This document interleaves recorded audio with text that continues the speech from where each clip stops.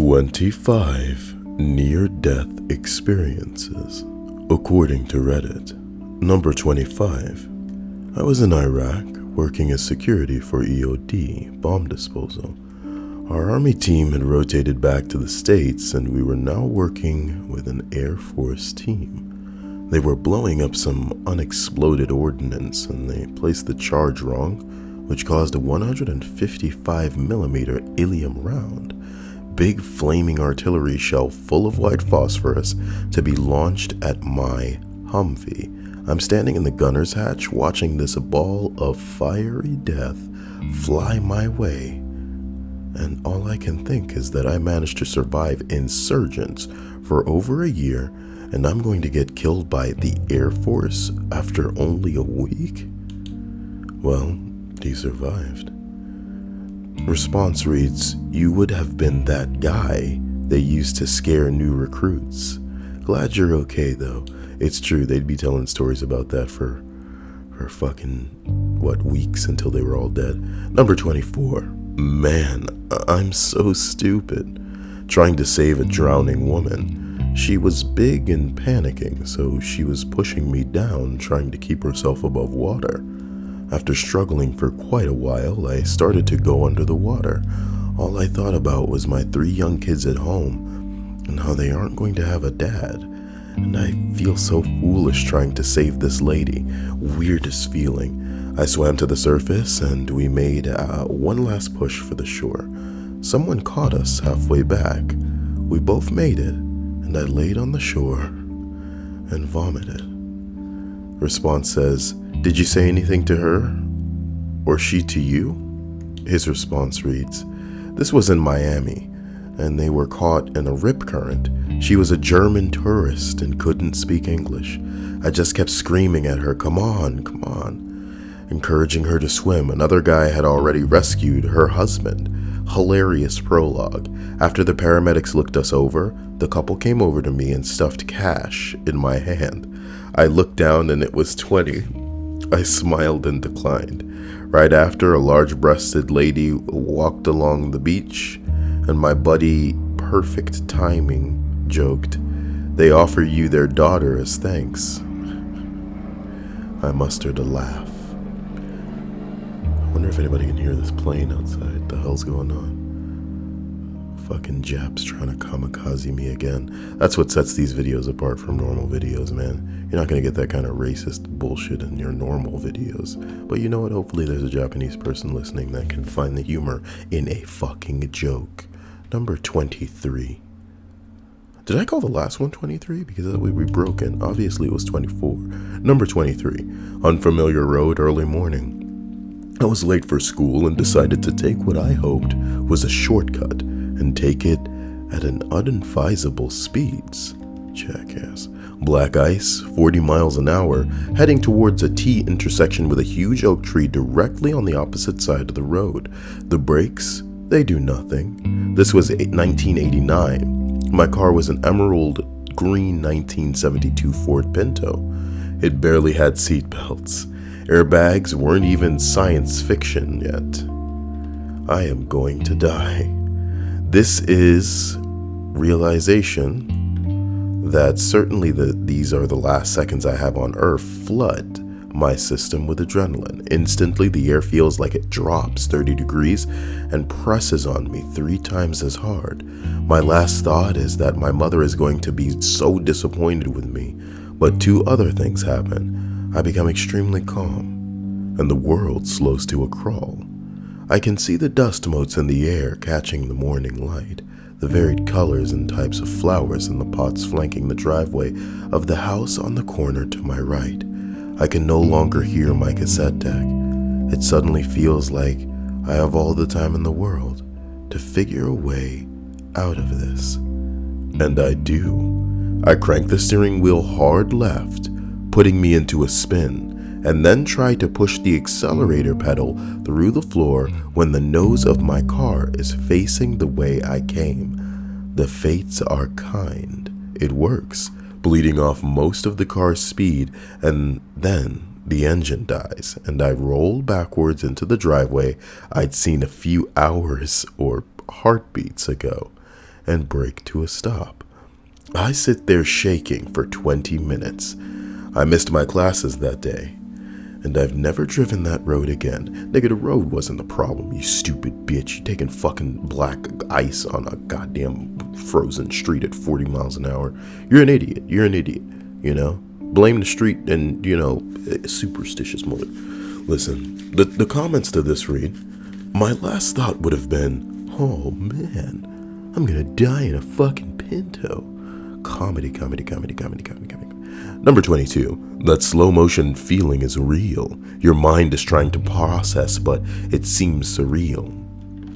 Edit, wow, lots of great feedback. It's hard to imagine such a universal feeling. Response says, yes, I was driving way too fast on an old country road and flew off into fields of crops. Time passed so slow and my vision was so sharp. I could watch bits of plant matter fly in one window and out the other. It was pretty awesome, especially since I didn't die or get hurt. Lost the car though. Wonder if that's... forgive me. I wonder if that's an adrenaline thing, where, time is slowing and you're capable of perceiving things at a greater speed. Number 21. I wanted my girlfriend at the time to know that I loved her, so I kept asking for a piece of paper and a pen. I was lying in the street with broken bones everywhere in complete agony, and all I wanted to do was write down that I loved my girlfriend, so she would know she was the last thing I was thinking about before I die. I was also thinking about how little I had done with my life. You and me both, brother. Oh my, what happened to you? Replies somebody else. And oh wait, I assume he was hit by a car. It's not even the same guy.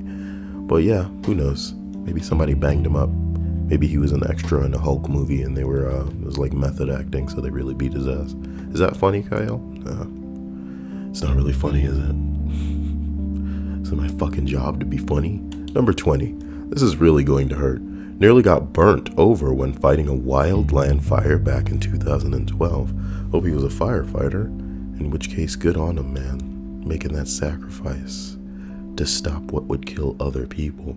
What happened was a flame front few miles wide and a few draws away had enough wind and speed behind it that it closed that distance faster than we had anticipated. Essentially, we got smoked out, had spot fires blowing up all around us and 100-foot flame lengths coming out of the timber. Luckily, we were able to find a defensible spot to hold out on and wait a few hours for our exit route to stop being on fire. Probably my closest call with burning to death. Edit, for those wondering what it looks like, it's similar to this, but heavier in timber. This is X-ray, attack 5. Here we have a video of what Got cows coming up, and we got fire behind them. There it is, the fire. It was here pretty quick.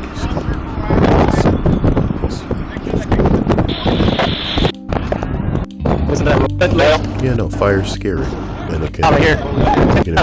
be a bomb. Let's go. It's not a very big safety zone, but let's go. Grab it, get in the trucks. I'll back it up, go ahead and get in the trucks. I'll back you up.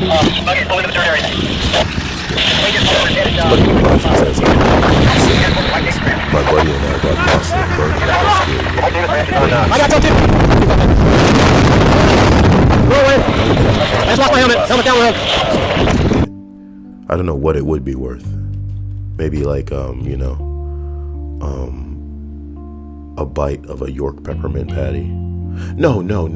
York peppermint patties give you the sensation that you're on top of some kind of mountain. I'm thinking of a Klondike bar. What would you do for a Klondike bar? There's somebody listening to this video that doesn't know anything about that campaign, because I'm old, bro. Rugrats is 25 years old. That means somebody watching this video right now has probably never seen it, or doesn't care, or a combination of the two. Number 19. Want to try that again, Kyle? Okay. Number 19 was in the fast lane going about 80 miles an hour when my rear driver's side tire blew out. The car spun out with plenty of cars around me going the same speed. It was on a strip of freeway in a canyon in Orange County where the edge would drop off maybe 20 meters down. As my car made 2 complete spins across the 4 lanes, I just kept thinking that I was either going to get hit by oncoming traffic or go off the edge, or both. But honestly, I only had time to think, oh shit, I hope I don't go over. My car ended up stopping inches away from the drop-off point, facing toward traffic. The cement barrier on the shoulder of the freeway happened to just stop about 4 meters from immediately exiting the vehicle. What? You skipped a line. Stop about 4 meters from where my car ended up. I remembered that as soon as I stopped moving, the only thought in my head was, not today, Jesus. Sorry. I immediately exited the vehicle and walked over behind the cement divider to assess the situation. Too long didn't read. Disappointed Jesus. A reply to this reads, deleted.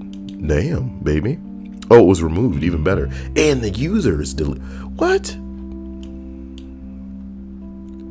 What? What a mystery we've uncovered in the fucking comments on Reddit as usual. Deleted comments. Removed comments by deleted users. Who knows what went down? We'll never know. The true mysteries of Reddit. You know, one day I gotta get mod status, man. And not like just mod status, but like admin status, because I'm trying to see what all of this shit is. I'm trying to see what all of the fucking hubbub is about, you understand me? Number 18. Relief, comfort, I was happy. I tried to kill myself. I knew I was gonna die, I knew it was over. What I didn't know is that someone would find me soon enough that the doctors were able to bring me back after my heart and breathing stopped. I'm glad they found me. I'm glad I'm alive. Over 4 years, suicide attempt free. Good for you.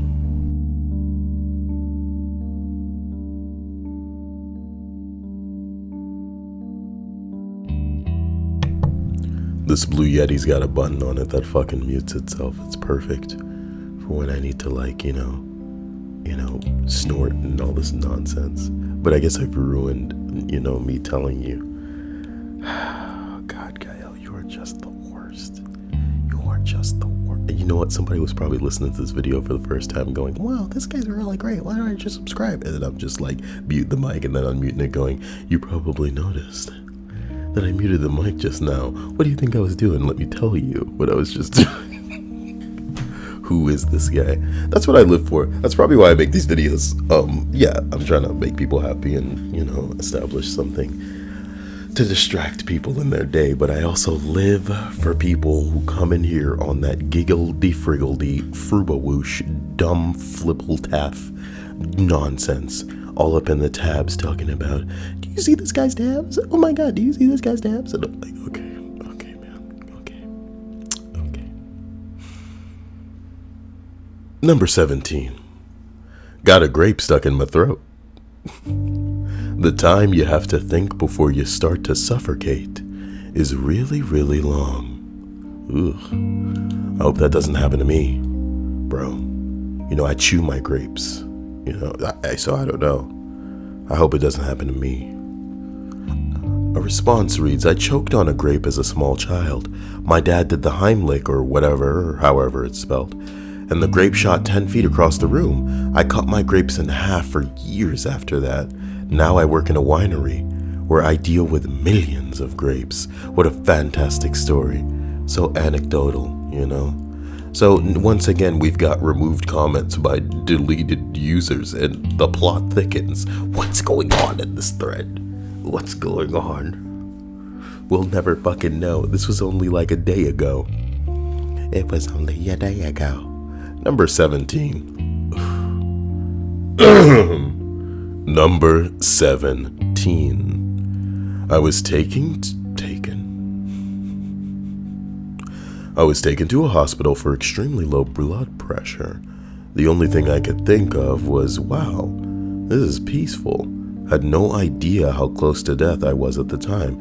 ER doc told me later that if I had waited 20 minutes to come to the ER, I would not have survived. Somebody else says they had a similar experience with a ruptured appendix, only it wasn't so much me waiting as the ambulance driver wheeled me back out to the waiting room. After they had asked me intake questions and left me there for half an hour, I was in surgery less than 20 minutes after that. Can't honestly say I thought it was peaceful, though. Someone else goes on. What a fucking story this is. I went to the hospital for a ruptured appendix. The EMT was like, damn, that's an appendix. Get to the ER? And the ER doc was, well, that's a hell of an appendix. Okay. I was going into shock, and they had a hell of a time getting an IV in. The head EMT for the county happened to be training someone in the ER and nailed a vein when 4 others couldn't. Good for him. They had already called for a cut-down tray. Oddly, that really sticks in my mind. ER doc called for the on-call surgeon and shot me up with painkillers. The surgeon decides, for reasons none of us understand, to wait for his morning call and comes in.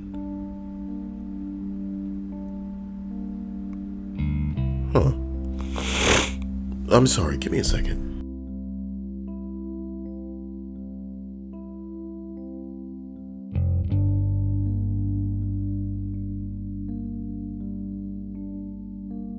It's so outrageous, I swear. It's like my nose only does this horseshit when I'm trying to record. Also, I think the context would make more sense if it said that the surgeon didn't wait for his morning call, right? And he just came in? I don't know, man. Visits all of his patients upstairs and then comes down to ER. It's now 6 hours after I was brought in, and the ER doc who admitted me went off duty 2 hours earlier. The surgeon takes one look at me and says, I don't think that's an appendix. Send her home.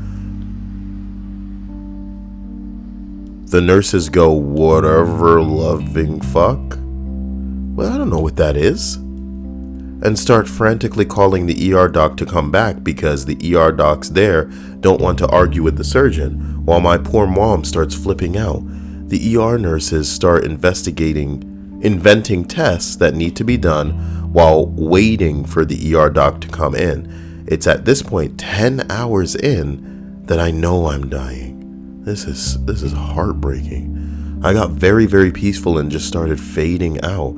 Meanwhile, my mom calls my sister. She comes in and wondering what the hell is going on, and the surgeon is wondering why I'm still there and starts telling my mom to take me home. My main thought was, yeah, Ma, call a priest, because if I'm leaving, I'm going to need my last rites over here. The ER doc comes back in, and a near brawl breaks out outside my little room. The points of contention were A, I didn't seem to be in pain. Well, dude, they shot me up with painkillers. 1 shot. I think it was Dilaudid, and I was orbiting Mars. B, my white blood cell count wasn't high enough. Unfortunately, I have a condition where my normal white blood cell count is low anyway. The surgeon didn't believe my mom, and even if she was willing to call my regular doc to swear on this on a stack of Bibles, I actually found this amusing because I knew I was fading out.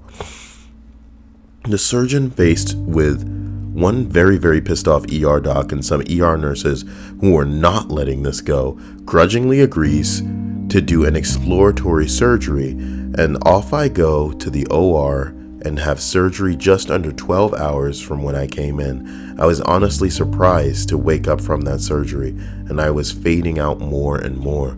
The anesthesiologist later told me that I was frighteningly calm, and that was a bad, bad sign for him. I only saw the surgeon one more time. He sidled into my room, nodded to my mom, said something about the appendix having exploded to the point where it basically vaporized, and he still didn't understand it, and off he went. He was wrong, man, and malpractice like that gets people killed every fucking minute of every day. And that's a fucking shame. You gonna glance at a motherfucker and tell him that you don't think it's this? That's fucked up. This shit destroys me. A week in the hospital, over a month at home on antibiotic infusion therapy, and many visits to the infectious disease doc for peritonitis later, all is well. Too long didn't read, nearly died from an appendix rupture. ER nurses saved my life by tap dancing until they can get a doctor to come back. Felt like a calm fading to black. Jesus, man. If I was your mom and you died because of some fucking piece of shit surgeon deciding to do his daily checkups before coming down to the ER and then stating that he is an almighty God and that he just knows that it's not a ruptured appendix to send her home, I would probably have killed him in an extremely painful way. Jesus, I'm sorry about the snoring. Give me a second.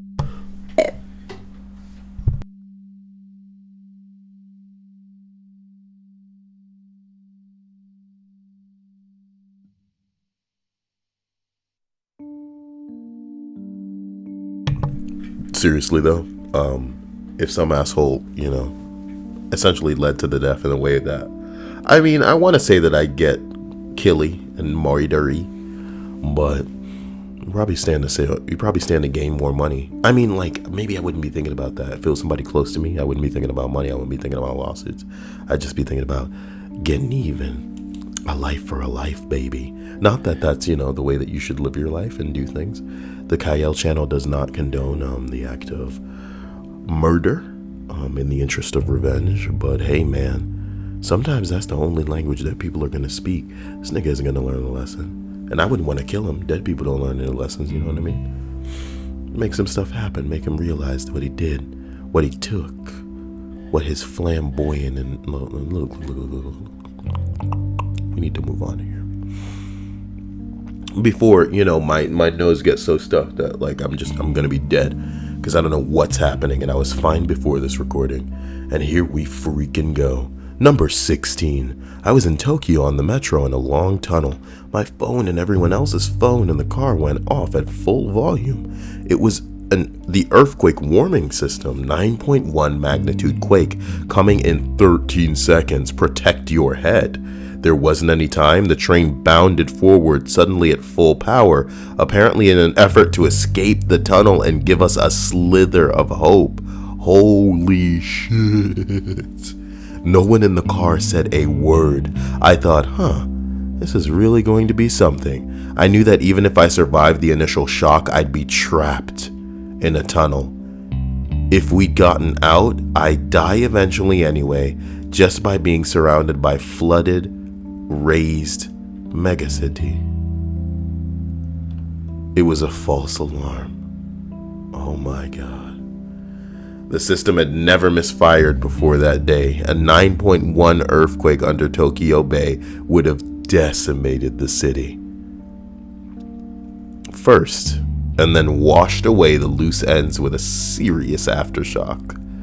And tsunami, holy balls, coming in 13 seconds. Like, god damn, like, holy shit. What's the point of that warning? You know what I mean?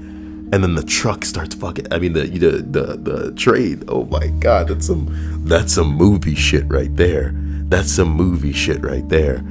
Response reads, right? That is seriously fucking terrifying. I didn't even know that they had a kind of system in place. It's nice that they get a warning out, but 13 seconds, homie? Maybe even after the time that thing goes out, you know what I mean? They've already lost a couple of seconds. So it's probably coming in like 7 or 6 seconds. Because I know my phone is ridiculous. You know what I'm talking about? Moving on here. Number 15. While choking, frantically figuring out how to magically breathe was the only thing going through my head. A response reads, I got good one for this.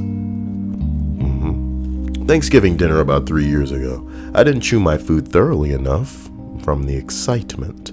Swallowed too big a piece of meat and it got stuck. You don't know it's really stuck at first. I tried drinking water and the water was also stuck in my throat. Big oh shit moment. I got up with no one noticed. While no one noticed and the water sort of spilled out of my throat on the way to the bathroom.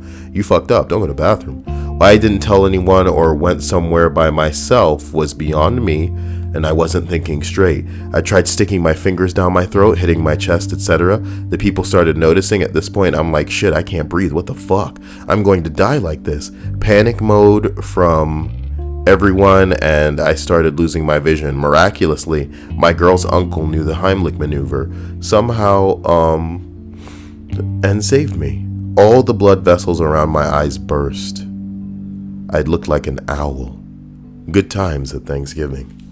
You're alive, motherfucker. Thanks to somebody's knowledge of a maneuver that could save lives that most people don't fucking know. So, the bottom line is, You guys should just do your best to try and look up the Heimlich maneuver right now on the fucking YouTube, because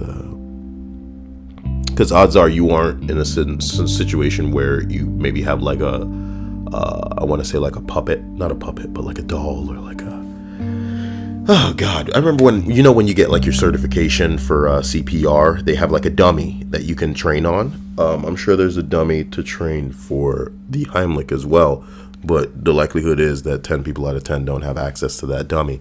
So all you can do is pretty much just watch a video and then hope that you can get the gist of it enough to not, do somebody even worse damage if they're choking. Oh boy. But if you're in a public scenario and people, are choking, let somebody else go first. This is why people die, though, is because everybody has this whole let somebody else go first mentality. But hey, man, if somebody definitely jumps up and is like, I know the Heimlich maneuver, let them try it before you're just like, I was watching a YouTube video, man, it can't be that hard. I'm sure that if like somebody were choking, somebody would be looking up a Heimlich maneuver video on they like they leaned it up against a dish or something like this, and then be like, all right, like look, stand facing the phone real quick, all right, and then you're just like, all right, I'm behind you, and maybe it's a hot girl and you're just behind her, and then she, when she's choking, she can't when she's choking, she can't let you know if you got a boner, I'm being an idiot. I'm being a total. I'm so sorry. What a wild scenario I've painted, and I love it though. If a girl is choking and you're getting behind her to Heimlich her, she can't say that you've got a boner. Remember that for the future, man. Jesus Christ. Number 14 or 15, who knows?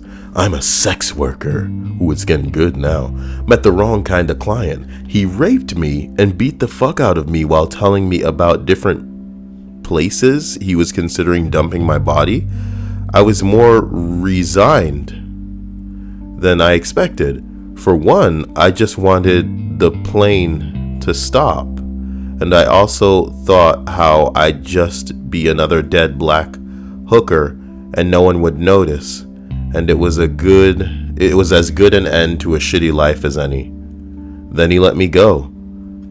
I'm glad not to have died by someone else's hands. It was terrifying and lonely, and thinking about it makes me want to puke, but it didn't like renew my love of life or anything. Sometimes I wish he'd just finished the job and been done with it. I know I'm very ungrateful. Oh. I'm so incredibly sorry this happened to you, says somebody in response. What a downer after me telling some jokes, huh? Fucking the world you live in. Remember that one subscriber I had named JJ or something? And on one of the confession podcasts, she came in and talked about how, she gets paid to have people take shits on her chest and all kind of shit like this. Look, man. You're making that money in a capacity that I'll never understand. I make such a little splash in the pan unless somebody's like, literally just giving me money that it's a shame. So I guess it comes with the territory. If you're living a life where you're pretty much making like hundreds and hundreds of dollars for sometimes minutes of work, you got to be careful who the fuck you're dealing with.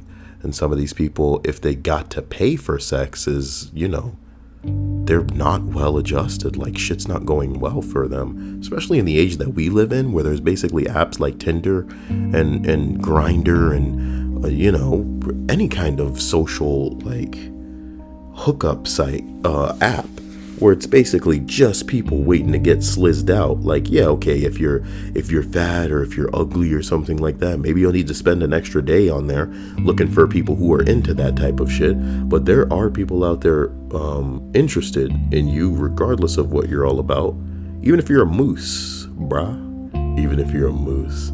That's rude, Kyle. You can't just be calling people mooses. Some people look like a moose, though. Equality for mooses on apps where people be getting sexed out. My point, of course, is, before I lose track of what the hell's going on here, is that sex work is dangerous. You might as well be working with people that are selling drugs, nigga. These people are crazy. These people, by design, have to pay for something that in many ways is readily available to them. And if they have to pay, then you gotta ask yourself why. People convince themselves when they're paying for strange that it's because of the no strings attached nature that they can get away with it for. Oh, you know, people say that, you know, they want to get involved romantically and intimately in the no strings attached capacity, but some women, they always get attached, and sometimes they want more, and sometimes they gotta try and get into your life and shit like that, you know. But you're paying for sex, bro. And the girls, if you're gonna be the ones that people are paying you to bang out, gotta make sure it's a safe situation. And sometimes that's not an easy thing to do. Number 13. I was 10 minutes into a 3-hour flight and seated in the back row next to the toilet. There was a huge bang. The lights came on in the cabin. No, the lights in the cabin flickered and dimmed, and the plane wobbled hard in the air. I could smell smoke instantly, and a near-deafening bad engine sound started up. I looked over at the flight attendant, who was still strapped to the fold-down seat next to me. She has a look of pure terror on her face. That's when I knew I was going to die. I was profoundly pissed off. I thought, fuck, this is how I go now? Yeah, there's a really low chance of you dying in a plane crash, dude. But maybe you just survive on an island, you know? And the tail of the plane would just get ripped off, and then, you know, maybe there'd be a doctor on board. Maybe there'd be a fugitive who actually wants to be like a nice person, but she's also a lady who doesn't have big breasts. So it's just like, what's the point of even looking at her? Like, she's constantly going to be trying super, super hard to be relevant, because, you know, that's what women that don't have huge breasts do, because they got twice as much to prove. It's a really sliding scale of like women, you know. If you're a white woman, you just win the lottery, right? But then below that, you got your flat-chested women, you know, going down into your ugly women, going down into like the, you know, the blacks and the Hispanic women, and, you know, some of these women trying super hard, you know. If they're in law enforcement, they are just going to be the biggest bitches on the face of the planet, or worse, if they're a manager in some kind of a authority holding position where they're getting the type of authority that they wouldn't have in any other position ever. You think of any woman doing a job right now, and odds are they're just abusing that power in a capacity where it's like, if it were a man in this position, he'd probably be the chill, most laid-back motherfucker, even if he were a corrupt asshole. But a woman is just going to be just unbearable.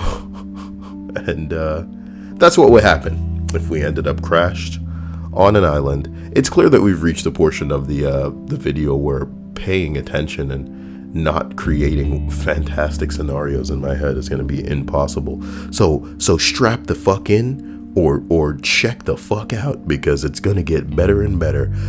That guy almost died. He said we had lost an engine because we struck a goose. A goose was going to kill all you assholes.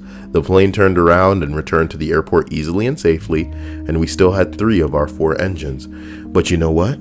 You got to be lucky that there weren't 3 more goose, you know, on some kamikaze shit, trying to fuck up the engines of your plane. It's crazy to think that we have some serious technology going into our aircraft, and that a goose could cook you.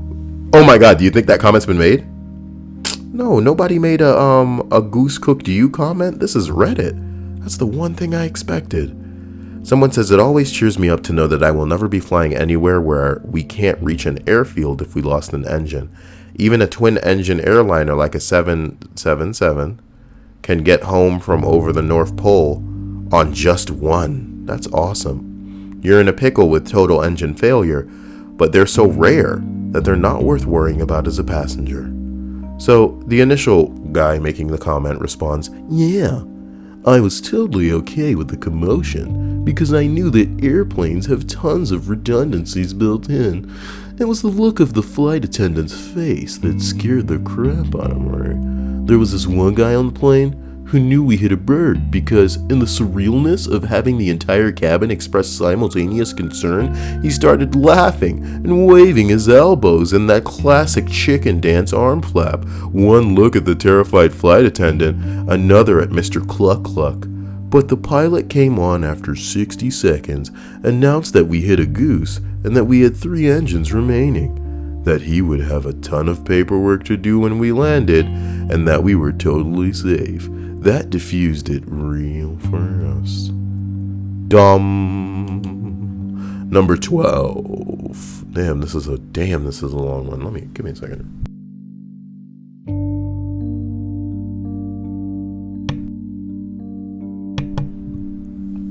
This button on this Blue Yeti is the shit. Thanks again, Mr. Nuding. If he's even still listening to my channel, he's probably fed up. He's probably had enough of this bullshit. At any rate, number 12. Which time? The time my doctor told me I was going to die? The time I got into a fight with a tree? Or the time I actually died? Oh, this guy's got 3 stories. Good God. I mean, it's good for people who are in some way trying to listen to my voice and can stomach me not reading the stories, but it's not good for me. The doctor. I was born with a heart defect and an intestine defect. Why did I just say it intestine? I was born with a heart defect and an intestine defect. Look, I'm gonna have to get fucking Stripes on this call. Because I'm like killing myself here. And she'll keep me awake with her horse shit. That girl's crazy, man. You know, between you and I, man, this girl's mental. But it's because of her. Hey, Stripes? No? Yes, can I am? Okay, check it. Okay? I was born with a heart defect and an intestine defect. Along with those, I was born deaf and with very bad eyesight. The doctors told my parents that I would have survived until age 5. When I was 4 years old, my skin broke out red. The skin on my hands and feet became loose and were peeling. My tongue turned bright red. My eyes were bloodshot. It appeared as if I had blistering rash across my back, genitals, and stomach, and my freaked out dad took me to the emergency room. The emergency room told my parents that it was a bug bite and sent me home. I got worse. I wasn't feeling well at all. My entire body was turning red, so my dad drove to another city and took me to their emergency room, and the hospital ER took me in immediately, and they were fairly certain I didn't have a bug bite. They couldn't figure out what I had. The doctors ran several tests. Everything was coming back negative. After being in the emergency room for several hours, an elderly Japanese couple, that Japanese doctor, happened to be walking by my room and diagnosed me on the spot. He was absolutely correct in my diagnosis, as the treatment for it worked. He diagnosed me with Kawasaki disease. Nigga, what? That's a real name for a disease. Oh my God. Kawasaki disease is a disease in which the medium-sized blood vessels throughout the body become inflamed. It is largely seen in children under 5 years of age. It affects many organ systems, mainly those including blood vessels, skin, mucous membranes, and lymph nodes. Its rarest but most serious effect is on the heart, where it can cause fatal coronary artery aneurysms in untreated children without treatment. Mortality may approach 1%. My God. It started a rather interesting change of my life. My parents were already trying to figure out how to pay the medical bills, but this doctor set me and my parents up with contracts in San Francisco, Stanford, and Los Angeles. I spent the next few years traveling to the University of California, San Francisco every week via train. Every once in a while, I would go up to UCLA for the very first time in my life because I got a rare disease. The big hospitals became extremely interested in my case. I was a kid. I was told I was going to die one day. They knew this since I was born, but the doctors in San Francisco came up with a plan. They wanted to try and save my heart through experimental procedures. My heart was made worse by Kawasaki disease. It was an all or nothing type of operation. There was a good chance I wasn't going to make it out alive. My mom would constantly ask me if I knew what this meant. I didn't fully understand it as a child. I just thought I would go to sleep and not wake up. I was terrified of sleeping. My parents described dying as sleeping forever. It made me hate sleep. I liked doing things, liked having fun, watching TV, reading books. I even liked school. The surgery was a success. My mom got cable for the very first time, even though she couldn't afford it, just so I could watch TV. My heart was still weak, but they bought me time. A lot of time. Make-A-Wish Foundation stepped in and granted me a wish. During that time, I went to meet President Clinton. Oh my God. Dude, Hillary. Oh shit. No, she met Bill. I mean, well, they met Bill. There's a picture of Hillary here. This is nuts. It's crazy how time flies. Seems like Clinton was just in office. Is there more? Is that the end? There's more. Just had to stop to take in that picture. And potentially a future president. Oh God, bro. You're killing me. 12 years old, it was time for round 2.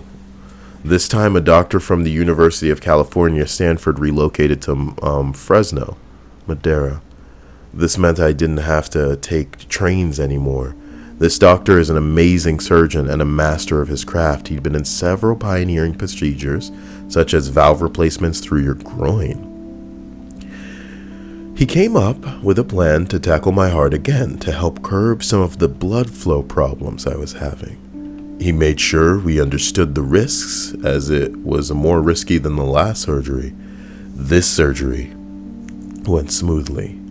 The doctor for the first time told me to be a kid, but I was limited. He did tell me I'd probably make it until I was about 16 years old. This was the age where my best friends started dying. I grew up in hospitals, so my friends were kids I met in hospitals. Over the next 5 years, I had all my friends die, so I as a teenager didn't like talking to anyone. To this day, I'm pitifully shy because I know what it's like to lose a best friend, and I don't want to cause anyone else to feel that. Aww, because he could die too. This is quite the story, bro. If you didn't have pictures, dude, how could you? Holy shit. This is like Wait, the most you want to see legit. pictures of his disease? Because What happened? you want to see pictures of his disease specifically? No, dude, he had pictures of him meeting the president via the Make-A-Wish Foundation. And I'm saying it lends to the credibility of this story as an otherwise throwaway piece of crap by some fiction writer on Reddit.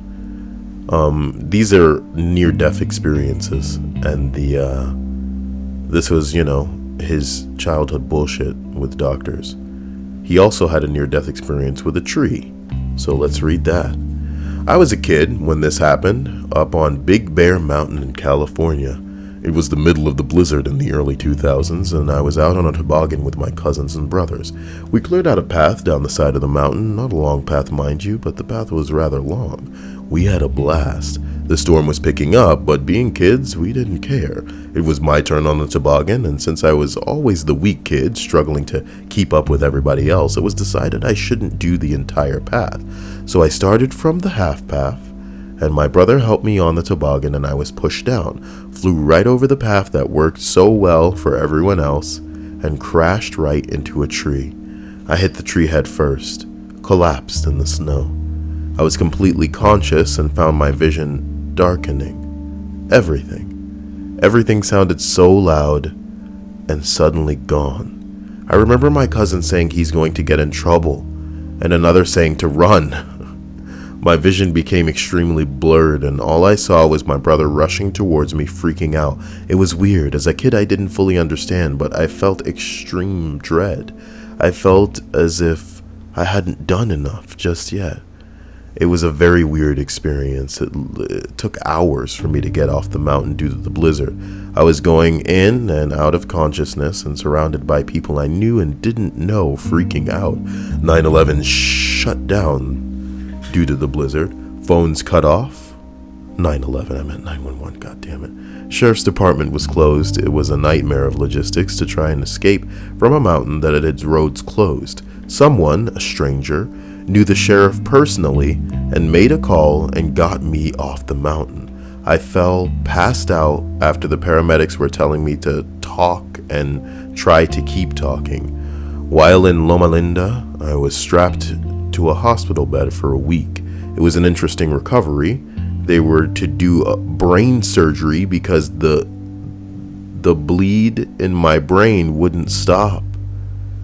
but it did eventually stop on its own. They had me share a room with an older man. They called it code blue, freaked my parents out. Wasn't me.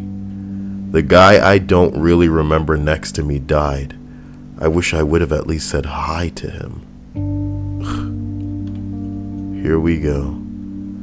My brother got a dog. It's another story. From the same guy. I was about 16 years old. His dog didn't have a collar, so I took my bicycle and went to the store to buy one. This was a great feat for me. It was also the first bicycle I had ever had that was brand new, that my stepdad got for me for my birthday. While there, a group of teenagers jumped me with a gun. Those sons of bitches.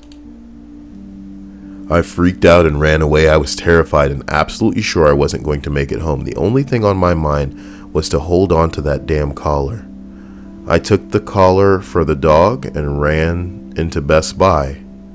When I found the first employee and told him what was happening, he looked behind me and took me to another counter. He hid me under the counter. According to the police, he started directing the cameras to take footage of people following me in the store looking for me. He alerted the police and they responded quickly, undercover, and made arrests. I got my bicycle back and gave the collar to the dog. I was afraid to ride my bicycle for the longest time. Man, people make life so terrible. What happened? Ever heard of employees and police working together so confidently like that? One more time? I've never heard of I don't want to call it a supermarket employee, but store employees and police working together so confidently like that.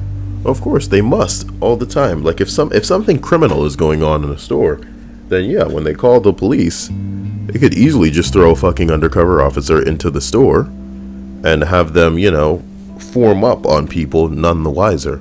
Think about how quick we'd be on the scene if we were picking out some, pork rinds in the grocery store and some bitch started yelling at somebody or, arguing or making it seem like they were going to fight. We'd be there with our camera phones like in an instant. So imagine if they made a call, it'd just be easy to just slide some plainclothes cop douche right up in there and they could surround a person without, them even thinking they're anything more than either other customers or maybe even just like some security douche making sure you don't steal anything. So here's the story about his real death. So remember my surgery story? My grandma started becoming extremely concerned with me when I was spending my summer with her. I just enrolled in university, but I was doing terrible. I was sleeping for 18 plus hours a day. I was having a very hard time staying awake. I made it to adulthood. This was a miracle, so I decided I liked school and wanted to go back and try to do more. My parents supported this decision, even though it was an expensive one. My dad took me to see a doctor. I was on Social Security disability at the time due to my heart problems and how weak I was. The doctor wouldn't take my insurance originally, but he learned of my case. The doctor made an exception. He immediately stated I needed surgery.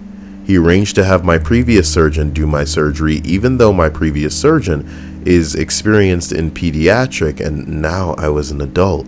He felt it was very necessary to have a familiar surgeon. So Social Security disability dropped me instantly the day the surgery was requested. That sucks. This time they were going to tackle my aorta and valves. My mitral valve was fixed. Part of my right chamber was fixed. My left ventricle chamber became dangerously enlarged. They figured that this is why I was always so sleepy. My heart couldn't pump blood out properly to my body, and the aortic valve wouldn't shut when pushing blood. So it kept growing larger, trying to push more blood out, in turn making itself weaker. Ugh. When they went to crack open my chest cavity, the scar tissue from my previous surgery was attached to the walls of my heart in innominate vein, aorta and aortic valve. Thus, the cracking of my chest cavity shredded my heart. I died on the table. Oh, okay. I assume his heart restarts. The surgeon pulled a Hail Mary. 5-hour surgery turned into 15. They reconstructed the left ventricle chamber by patching it up with donor tissue and masterful stitching, tissue to shrink the size of the chamber. Luckily, the chamber wasn't too damaged. He had to reconstruct my innominate vein by using donor parts and reattaching it. My aorta easily repairable, but the aortic valve was a lost cause. He tried to repair it, but ended up making an emergency decision. He replaced it with a mechanical valve. After my recovery, it was a long recovery of being in the hospital for over a month straight. For the first time in my life, my ejection fraction was looking stronger. It's nowhere near a normal person's, but it's strong. I had many follow-up appointments. This is the first time the doctor changed my lifespan outlook. They now agree I could live a normal lifespan. This was a huge change on my outlook of life. So when I was 25 years old, I found my first real paying job at a company I love and still am with to this day. I can see well now, and I have hearing aids. I went from being terminally ill to having a normal lifespan. And there's an album here, dude. An album? Yeah. What do you mean? Holy shit.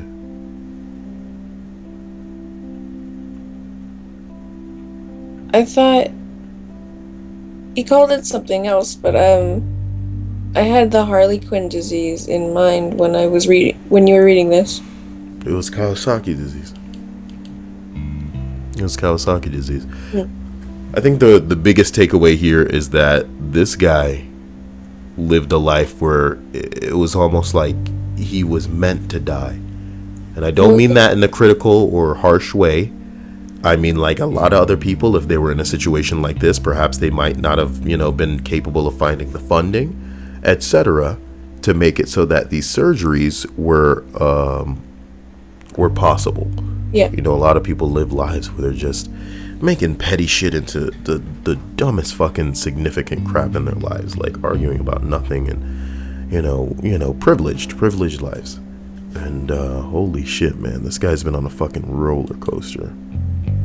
Yep, emotional roller coaster of the day. Thank you for sharing. That's my thought exactly. And somebody wrote that. I'm sorry you woke me up with this story. I'm sorry too. It's not. I want to be a part of this, but are we on a list? So just bring me up to speed. What is this? What are we doing? This list is of near-death experiences. Okay, that's all I need to know. Here's another one. Had a really shitty boyfriend in college start hitting me around the neck and head with a cat scratching post. Oh my god. The kind that's just a pole on a heavy base. What the fuck? I remember hoping that he would at least call the police so that my mom would know what happened to me, and being scared that he would bury somewhere and lie about it so they would never find me. Then I blacked out and woke up in the shower. He tried to convince me that I had slipped and fallen. Uh-oh. Please tell me they put that psycho away for attempted murder. What are the comments here? Removed. Oh boy, there have been so many removed comments from deleted people in this thread. Okay? You don't know, Stripes. No, I see it. Some kind of fucking mystery going on in these fucking threads tonight. You don't know, a lot of them were like that. And it's just like, oh, what do you have to say about that? Deleted. And I'm like, oh shit. Oh shit. I actually fell 20 feet at one point through a shoddy football stadium onto concrete. I basically slipped on nachos and went through an opening. Nowadays I know that people can survive that, but in my head, as I was falling, everything was in slow motion, and I thought, man, this is a really stupid way to die. I mean, slipping, is a thing that happens regardless of what you're slipping on. A response reads, my father is a roofer, and one time he slipped and fell off a roof. He knew he'd die if he fell through his scaffolding or onto the concrete below, so he twisted his body as he fell, trying to aim for a patch of grass. He avoided the scaffolding and the concrete and the patch of grass and landed on a wall. The wall took 6 feet from the total height he fell, but he also broke 2 ribs and chipped his pelvic bone. He had a nice cup of tea and a sit down. What the hell? Okay. He had a nice cup of tea and a sit down. Keep calm. Am I right? Unnecessary. Then drove his 83 Ford home. Wow. His lung deflated as his rib had punctured his chest membrane, but he survived and made a full recovery. You know? Here's some other things that have just been deleted and removed. What is going on, mods? Mods, what is going on? Oh man, Reddit is just Big Brother these days. Oh boy. So look. I'm like, God, we're kind of close here. 1, 2, 3, 4. How many were there in total? Is this like a list of 15? You're sounding like a witch right now. 7. How? What did I say? I just woke up, man. Give me a break. Number 7. I was about 10 years old and down at the beach with my brothers. The waves coming in were pretty decent, 2 foot. At shore, 3 or 4 foot way further out. My brothers were good swimmers, so they headed straight out to the back with their surfboards. I was stuck on the 2 footers with a scrappy foam rectangular board. I decided to try a bigger wave, and instant regret set in. The board flipped forward, knocking me off, and the water was no longer shallow enough for my feet to touch the bottom. I tried making my way to the shore, but the water was pulling me back. Every time I tried to surface, I was met with a wave to the face and a mouthful of seawater. Every time I went under, all I could hear was the peaceful blubby blub sound you hear when the camera go underwater with microphones. I was in full panic mode and sure I was gonna drown until I felt something under me pushing me to the surface. I couldn't think and was still in survival mode, clawing upwards to keep my head above water. As this thing under me kept pushing, I realized I was moving closer to the shore, and suddenly the giant waves were now 2 footers again. That's when I planted my feet into the sand and bolted to the shore, crying my eyes out. Turns out the thing under me was my brother's friend who had been at the beach. He told me he was under me trying to put me on his shoulders, and my kicking made it much harder for him. He was only 2 years older than me, but goddamn, if he hadn't been there, I wouldn't be here today, probably. Well, there you go. Be a dolphin or Let's just see if there's any deleted comments here. Yeah, no deleted comments. What do you think that is? What could they have said that would have been out of line? Man, we could be here all day trying to figure out what broke the rules of posting on Reddit. Somebody else says, I fainted flying off the highway after we hit a patch of ice. After we spun a few times and were heading for the edge of the highway, I knew that we were going off and that I was about to die. Out I went, rolled a few times and landed in a snowbank.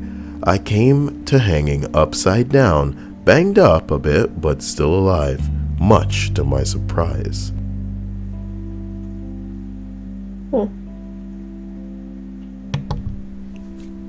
You know, I love this button on the Yeti that allows me to just mute it on the spot sometimes. Do you hear me pressing the button? I heard you pressing the button, yes. Well, the microphone's too good. Well, you can't hear me pressing the button, or and maybe I can program some kind of split-second delay so that you can't hear me pressing the button when I press the button. I did hear you press the button. No, I know. That's what I'm saying. I probably need to program in some kind of split-second delay so you won't be able to hear me pressing the button when I press the button. Oh, okay. So you won't be able to hear me pressing the button when I press the button. You want to keep saying button to me? Talk button to me. Number 5 says disgustingly that I didn't care if those around me were killed just as long as I got out alive. The knowledge of being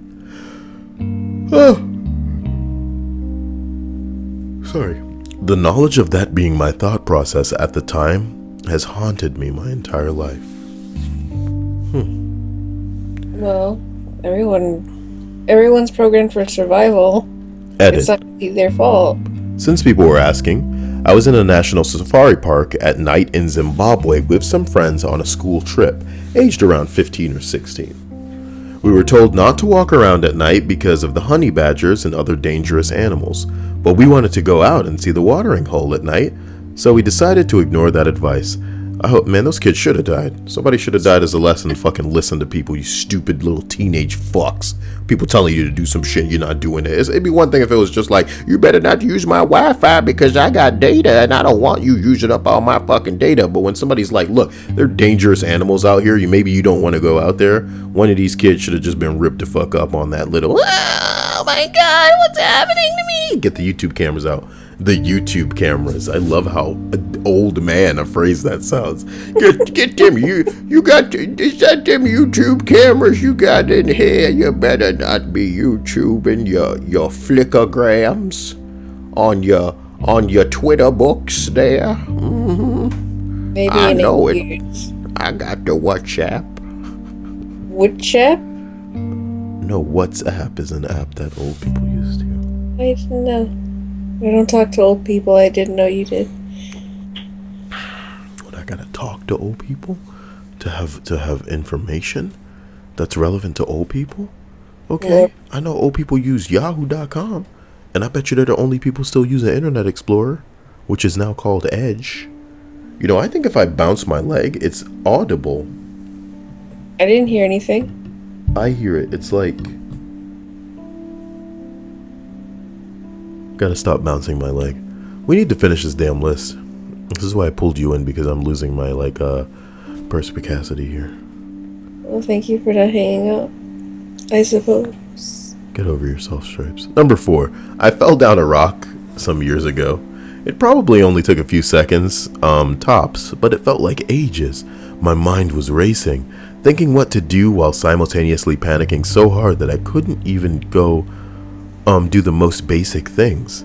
That day I learned that when in mortal peril, I won't have any bright ideas to save my life. I almost won't have any cool last words, but I will let out a rather unmanly whimper. In your defense, you fell down a rock face. Not like there's anything but nothing on the way down.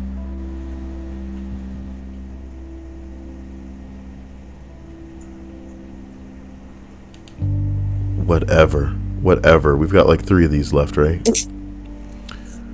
I mean, the worst part about me is how, like, I guess I do this to myself, because if I...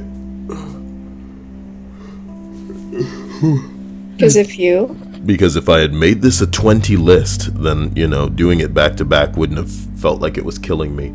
And I feel like the greatest part about these lists is how human people get to see that I am, as opposed to all these other fucking fake-ass YouTube gingerbread assholes jiggling out on the flickatroobs. I agree. That's why maybe you should switch this out for an actual podcast format instead of, like, kidding yourself. It is a podcast. I don't care what it's, like, framed as to trick people who had never seen the channel into this shit. I don't care about the gimmicks and the bookmarks that I'm throwing in here to get people who otherwise might not even look at the damn video to just click open this one and be like, oh, look at these are funny, I'm gonna type them all out, here they are, okay, pretzel porn, ha ha ha, Spice Girls, okay, and then I'm gonna go, but I got that view. Do you get what I'm saying? And it's not like I'm dying for these views, but I'm demonstrating not only the irony that goes into some people expecting quality over quantity, but the fact that I'm doing something for a specific group of people. It's not prejudiced. It's not like I don't care about some people and what they want, but some people are fucking wrong, and maybe they need to wake up and smell those roses, homie. Some of these people that are listening are probably the type of people where I'd go, hey man, don't go outside, you 15-year-old motherfucker, because there are dangerous animals out there, and they'd be like, we'll see about that. How am I going to see the watering hole if I don't go outside, Kyle? Exactly. What happened? Has anyone been killed by a honey badger before? Has anyone been killed by a hot pocket is what we need to worry about. And since we're on this podcast, Monkey Ball, Hot Pocket. Death. Jim Gaffigan, Hot Pocket? No, Jim Hot Pocket Death. No, why are we on videos? Okay, Hot Pockets are full of death. Ohio man avoids deadly paying cash by buying a Hot Pocket. Oh, you gotta buy a Hot Pocket. Hot Pocket run saves Ohio man's life. Keeps him out of the house during a fiery plane crash. You heard it here, folks. While Kyle's dying. Oh, you heard it here, folks. Wet Sponge recently commented, give you a picnic basket if you come over here and shake that little pussy for me. And then I'll respond, shake that little pussy for me and the Ranger. Are you okay? You've never done this in your videos. Damn. That smells funky as hell. Mr. Boo Boo. Yogi the Bear. I can't do this. We need to fucking hurry this shit up. I don't know where I'm going. Wait a minute. Did you do a list before this while I was asleep? No, this is my first list of the day, and I can, if I just made it 20 long, I'd be done. You know what I mean? It'd be like, it's like you're driving down the road and there's a sign and it's like, if you lived here, you'd be home by now. But I made it 25 long. So now that I'm reaching the last 3, it's just like, man, I am ADDing out. So number 3, okay.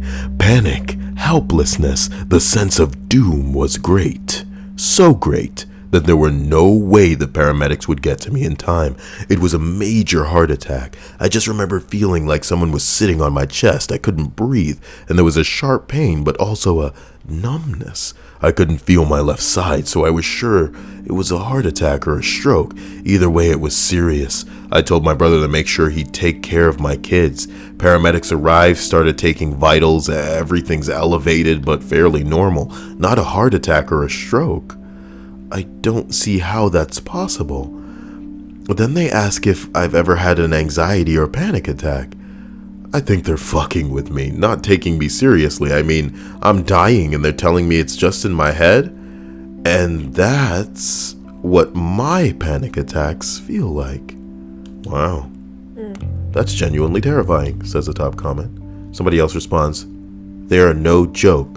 First time it ever happened to me, I was 100% ready to call an ambulance.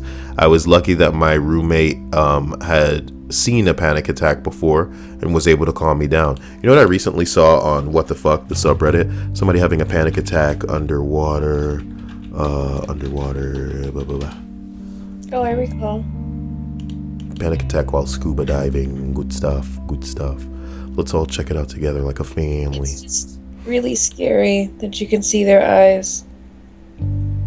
Underwater, you mean? Yeah. Why not? Well, a lot of time they're wearing goggles. And Okay, so everybody, they're underwater, and then I think some girl starts having a panic attack. So, it's already like a movie already, because, it's a female, so there's that, that heart aspect. You're just like, oh no, I feel for that person, because if it were a man, you probably wouldn't feel as badly. Or if it was actually a black girl, you wouldn't even feel, but it's a white girl, Stripes, it's a white girl. You gotta feel, look at, she's panicking, she's freaking out. She's freaking out. I'm just teasing, guys. Obviously, a life is a life and things matter, but the way that the world goes now, I'm just thinking at it from like a hacky industry, making a movie type, perspective. Yeah, obviously, if you want to go for like the most feeling from your audience, you choose a little white girl. You know what I'm talking about? Just like a little girl, super innocent, not tainted by the world. They have to bring this bitch up to the surface because she panicked the fuck out down there. What the hell? Or make a little baby white boy the red herring of your show. So the water's all green, Stripes, and then somebody goes, is this an Olympic pool? Dank. That's a dank reference because Rio. Because bad water conditions. You see what I'm talking about? We only have 2 more of these left to go, Stripes. And even though that cutaway was essentially relevant to what we were talking about. What? What? Don't feel bad about it, I guess. Oh, God. Oh, my God. No, wait, it's an edit, so I don't have to read any of that horseshit. In January 2015, I got caught on a burning public transit train. The fuse on the truck had burnt out, and we were waiting for the train to get power again so we could get moving. Then the whole thing suddenly went up in flames. Everyone was panicking, but I remember sitting there thinking, I guess this is how I go. Totally calm, absolute peace. It was in that moment that 18-year-old me was 100% okay with dying. Someone managed to pry open an emergency exit, then the adrenaline kicked in. So I got out without any injuries, but looking back, I'm still a bit shaken by my response to the whole thing. Oh, God. It's not relevant where it was. That's the experience. Let's move the fuck on. Number 1. This has been gilded 3 times. This better be good. I hit a guardrail going overlooking a cliff at 45 miles per hour. The moment my brakes seized and I crossed the double yellow line, time slowed to a crawl, and I felt intensely calm. I accepted the end of my life and thought briefly about the girl I had recently broken up with and how I regret that. I was the problem with that relationship. I had just enough time to say, "Oh shit," before the impact, but the guardrail held. My car was a tiny 2-seater convertible and weighed 1,200 kilograms. Yeah, 1,200 kilograms. And that translates into. It was already blowing my mind when I saw KGS already, you know, because like we don't measure shit in kilograms, homie. That's probably why the guardrail held, is because he wasn't in America and it was probably built well. Hi-yo! Sorry, I'm joking. Say because he was lighter than the average American. It's all of those. Yeah, you know, because if he was in that car as a elephanty American man talking about, I'm driving 25 down the highway, you better not be any guardrails in my way. You know what I mean? An object in motion would stay in motion if you're an American, regardless of unless another American was in it. I'm joking. I'm in America. I'm from America. Guys, calm down. You know, put those pitchforks down. But the guardrail held. Can't even fucking finish this. My car was a tiny 2-seater convertible that weighed 1,200 kilograms. I called her up after the insurance and things were settled and we started talking again. Today, we're getting married. Like literally today. 6 hours from now. I miss that car now. You better post pictures of this marriage. The wedding. You better post pictures of this marriage. Hell nah, this dude is getting married today. You know, it doesn't get any better than the story you read initially when I woke up.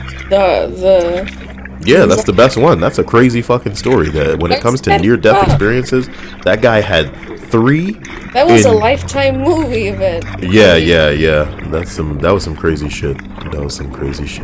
And I should just end this movie on a note reminding people that, you know. Did you just call this video you made a movie? No. Okay. Shut up, Stripes. God, this would have been like the most, I want to say, normal you've ever been for a video, and it's because you weren't even involved in most of it.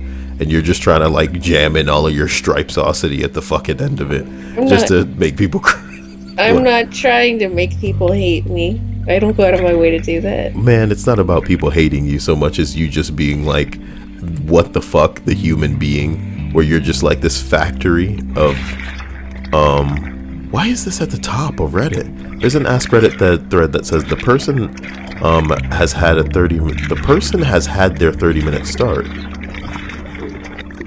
Oh, what is this, like a 2-part event on fucking Reddit? Earlier on Reddit, there was this post saying, okay, for the next 24 hours, every single person on the planet will be trying to find and kill you. You've been given a 30-minute head start. What's your plan? To like stay alive? This thread is the person had their 30-minute start. You need to find and kill them. Humanity depends on it. What is your plan? Kyle, you said the other list was driving you crazy, and now you jumped in to write to another. You don't have to be a part of this if you don't want to, okay? I'm gonna get in that list. I'm gonna start off strong. I'm gonna get bored, and the video's gonna suffer halfway through. But you know what? Some of the people who want a long video, they're gonna get a long video. Some of the people who want to put this on to go to sleep, they're gonna go to sleep. And the people who are new to this channel are just gonna be all like, they're probably gonna click the subscribe button and then click the unsubscribe button. But if I'm lucky, Stripes, there will be at least 2 to 3 people who go, God damn, I really like this guy. And with their hand on their genitals, Stripes, they'll use the free hand to go to my paypal.me donation page and give me some of that money. Talking, okay, you're getting the money with your hands on your genitals. There's no one that matters more to me than you, so I don't want you to die from an aneurysm or anything. I advise you not to do this.